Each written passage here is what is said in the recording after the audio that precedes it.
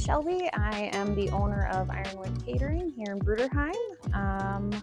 Do another video for you today. We are making German cabbage rolls.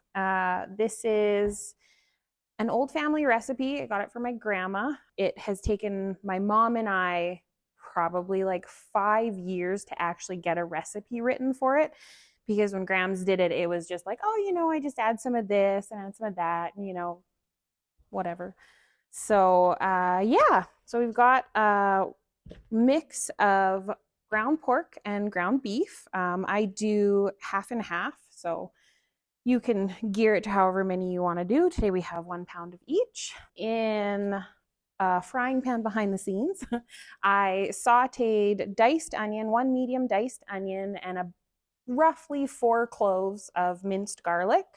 You just want to sweat it so they're translucent, like just cooked. You add a little bit of oil or lard, and you add a half cup of uncooked long grain white rice. You want to coat it in the oil really well in the frying pan, and then you'll just see it starting to brown.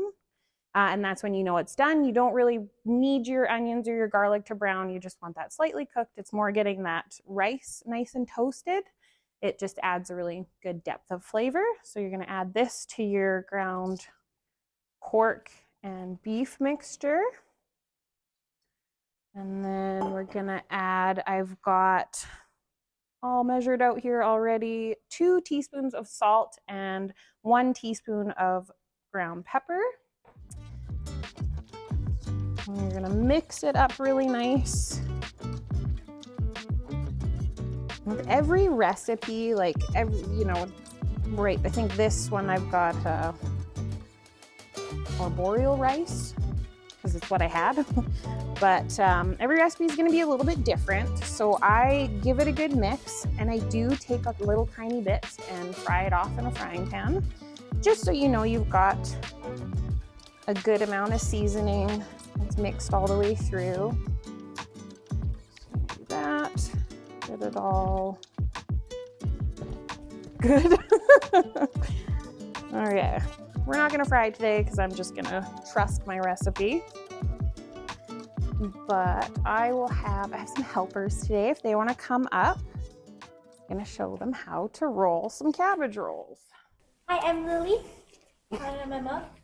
No real science to it. It's mostly how big do you want your German cabbage roll to be? I like to portion mine out. Like for work, for catering, we do 2 ounces. For me, that is a portion scoop. So I will do 2 level scoops in my cabbage.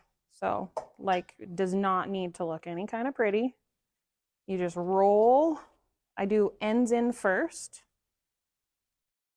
and tuck until you get that. So, and like this one, my leaf isn't quite big enough. It really doesn't matter when you cook it. You just put that part down. It all goes together. So you want to grab a leaf. And like I said, you can try with the portion scooper. If you're at home, you don't have one, just a tablespoon. Grab your leaf. All right, and just like level it off. And then for me, that's how I know it's a 1 ounce scoop. Yeah, that's the same size. So yeah, you just kind of go based off of what you want on your plate. So corners in.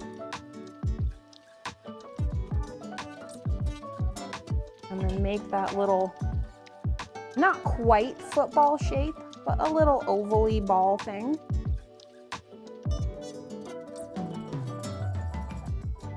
Well, the way we layer it is actually slightly important when it comes to layering in the pan. So you'll put your first layer down, a little more meat in mine. You'll have them going the same way. And then when you do your second layer, you make sure you do it, the rolls facing the opposite way.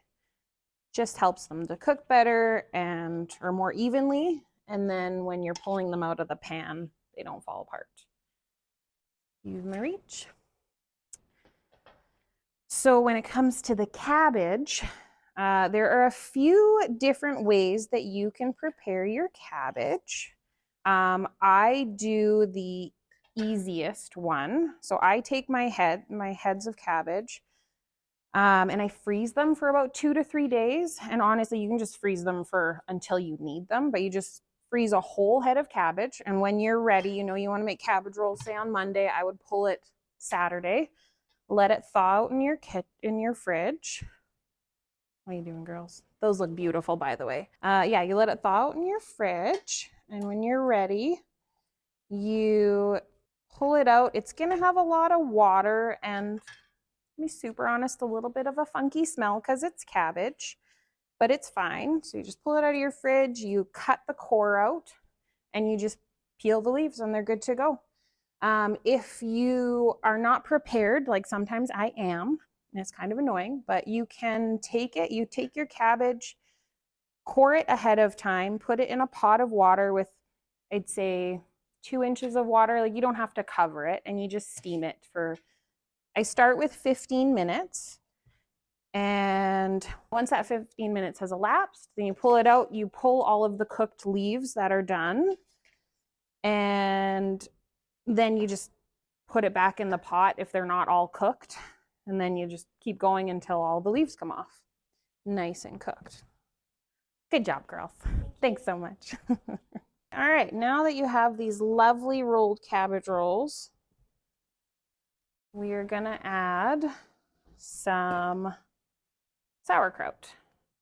So I do press and drain my sauerkraut. It's not totally necessary, because I like to use the juice that comes off of it in my sauce. So my sauce is 1 can of diced tomatoes. So that's, where are we here? Like a 28 ounce can.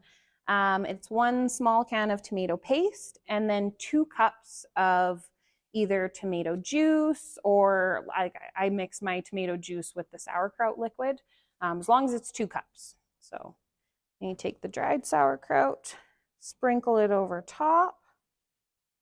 You can add as much or as little as you want. I don't measure this part. I personally like them more sour. That's why I add the sauerkraut liquid to my tomato juice. We'll do that. So nothing special, just put it on there. And then with your liquid, you just want to cover them. Should be enough to cover the layer like that. Once you got that done, I always put a layer of parchment paper underneath my tin foil, because the tomato sauce and the sauerkraut, it will eat through your tin foil and leave a weird gray film, which, I mean, I don't know if it's okay to eat. And then that's it. Pop it in your oven at 350.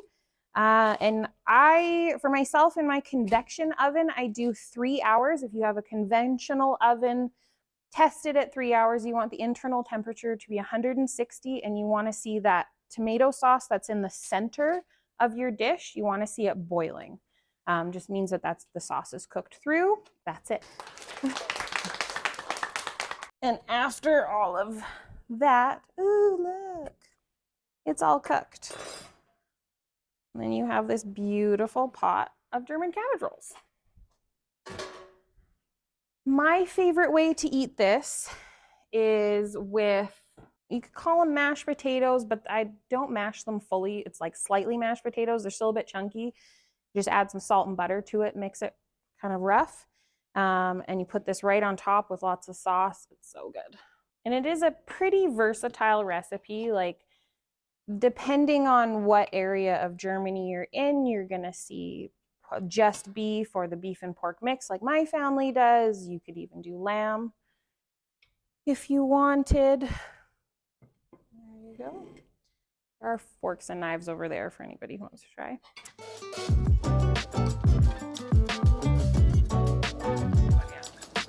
So good.